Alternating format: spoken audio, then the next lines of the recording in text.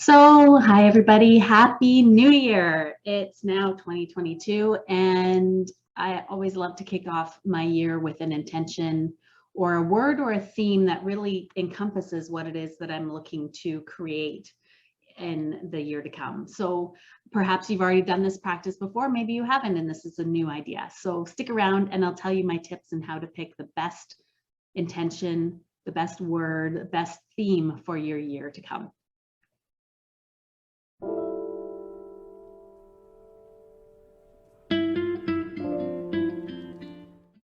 So welcome. If you're new to the Exhale and Thrive community, I'm Sarah Francescuti. I am a leadership coach and expert, and I help leaders and their organizations across the globe really make incredible global impact, but from the inside out.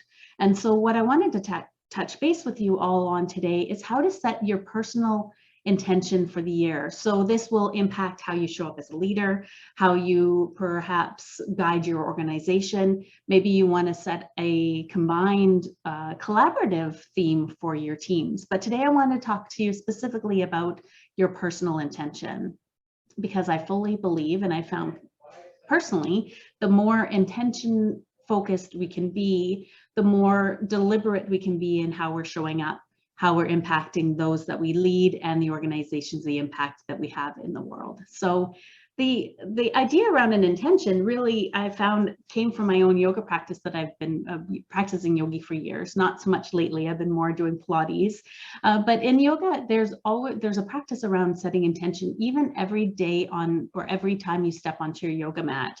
And so I wanted to share that with you because I really feel like that ties nicely into setting a theme for the year. So the definition of intention that I looked up online today really came up around choosing something to amplify or cultivate.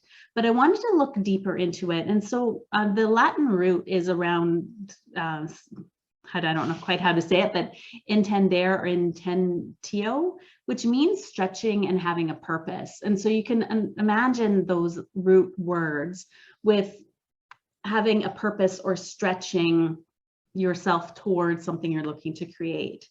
So then by creating this intention, then we actively empower ourselves to make a change in this way. But what I found has been really great is having a word or desired feeling that you're wanting to create, because that can sort of really evolve into things that you may not even have in your mind at this point in the year.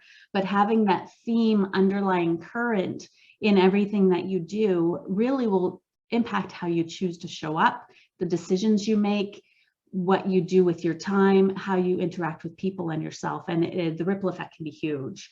So what's your word this year? If you already have one, I'd love to hear it in the comments, just pop it below. Or if you don't have one, perhaps maybe talking about this today and listening to this video will really help you come up with one. So my yearly theme last year was thriving. And that was really important to me because I wanted to get to a point where I felt like I was in that thriving energy, not survive mode, where I had that extra energy. I was passionate, I was inspired, I was feeling like I was just thriving in life more than I was in survive mode. And I found that that theme really helped me change what I did in my morning routine practice. It changed how I chose to show up in what activities I decided to do. It also helped me really realize what things I didn't want to do that weren't really feeding that thriving self. And that was the biggest takeaway, I think, for my theme last year, was choosing what I didn't do so that I could be thriving. And that was hard. As an overachiever, high achieving person, you probably relate. It's easy to want to do it all. But I found that if I really want to be truly thriving, if I wanted to be truly honest with myself, I had to kind of let go of a few things, which was a hard decision. I haven't fully let go of a couple, but I've left them kind of on the sidelines to see what it's feeling like without them. And it's been better. So that's been amazing. So this year, my personal theme is going to be around ease. At first, I thought about the whole idea of doing less but better, and that just felt not quite right. I liked the idea of doing less. I felt like that brought me some growth last year, but the doing less better felt like then I was trying to strive to achieve, to work harder, and I don't want to be feeding that aspect of my life this year. Last year, I finished maternity, I went back to work. I got a promotion, which included being bilingual. So I had to study really hard to get my French going for my government job.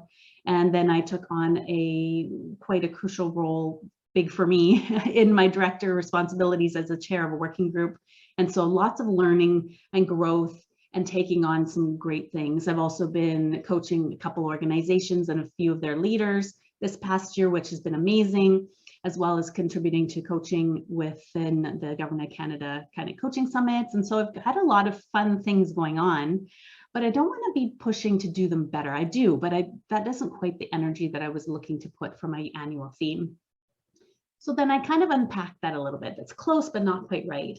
And maybe you might like to do this kind of exploration with your own theme or intention for the year.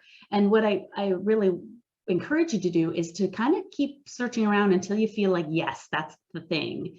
And knowing that personal connection of when something is truly a yes is a massive skill set. And that sometimes means taking things slower than you want, slowing down, getting into silence, giving yourself space to listen to those subtle cues.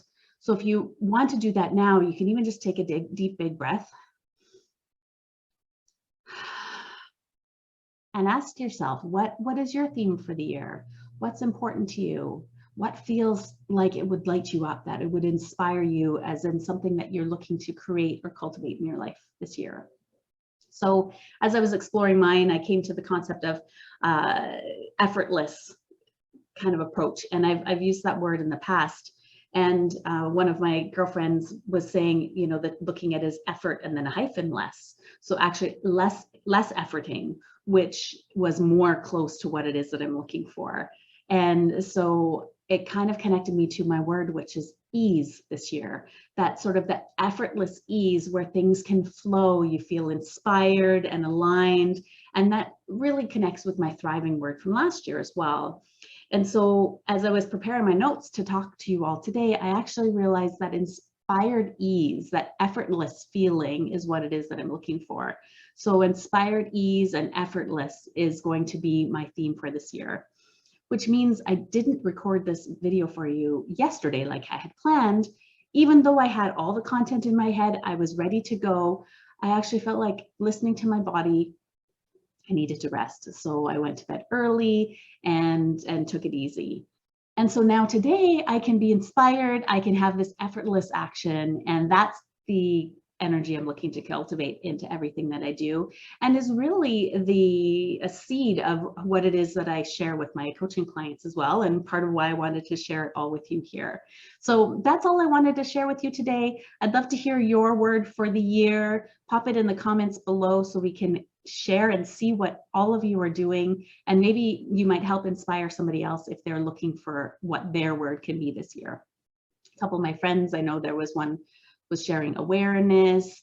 Another one has been in the past, I don't recall at the moment, but intention or health, nature. There can be a variety of different things. There's no right or wrong word here. And it doesn't have to be a word either. It could be a feeling. It could be joy. It could be peace. It could be groundedness, you know, whatever that's going to be for you. And by looking at that feeling or the word, allows us to leave that space open for things to come in that aren't even on our radar right now yet, but that you are going to be planting that seed. I think of intention as planting a seed into your mind, into your behaviors, into your actions, and letting that blossom and grow through the year. So thanks for tuning in. I look forward to sharing more with you again soon, and I wish you a wonderful beginning of this new year as you move into 2022 with intention. Thank you so much. Take care. Talk to you soon. Bye.